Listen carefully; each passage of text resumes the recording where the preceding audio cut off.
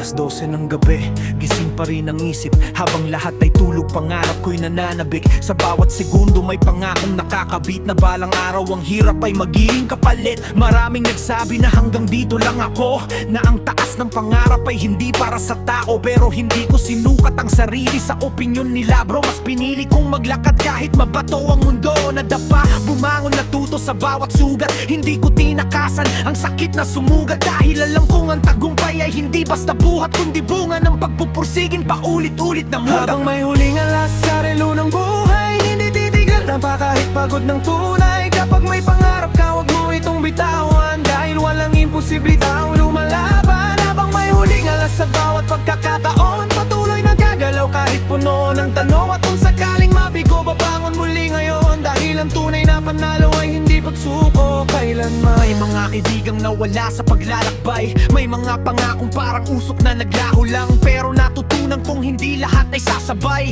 kapag paakyat ka na sa bundok ng tagumpay. Minsan ang kalaban ay sariling pag-iisip, mga takot at duda na pilit kang pinipigil. Pero kapag nilabanan mo ang tinig na mapanlinlang, mas lalakas ang loob mong humarap sa kinabukasan. Hindi mahalaga kung mabagal ang usad mo, basta't hindi ka tumitigil sa pagtakbo, dahil ang bawat hakbang na ginagawa mo ay mas malapit sa pangarap na hinahabol mo. Bilis ng oras kaya kailangan ng gumalaw, walang pakialam ang mundo kung ika'y mabagal. Kaya todo buhos lakas kahit pagod ng katawan, dahil walang mangyayari kung puro ka lang hihintay. Lahat ng pangarap ay nagsisimula sa maliit, unti-unting lumalaki kapag hindi ka umuurong kahit saglit. Kahit ilang beses pang mabigo at mapilit, basta may tapang ka, siguradong may kapalat. Hindi ako perfecto at marami ring pagkukulang, pero hindi nga hilan para tumigil sa laban, dahil ang tagumpay ay para sa mga handang masaktan at patuloy na bumangon kahit ilang beses masaktan.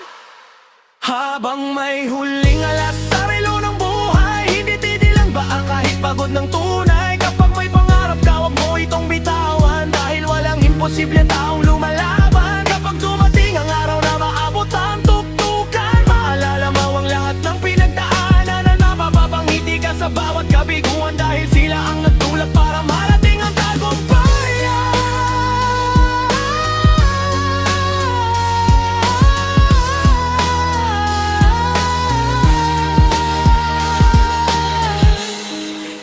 Habang may oras pa, wag mong sayangin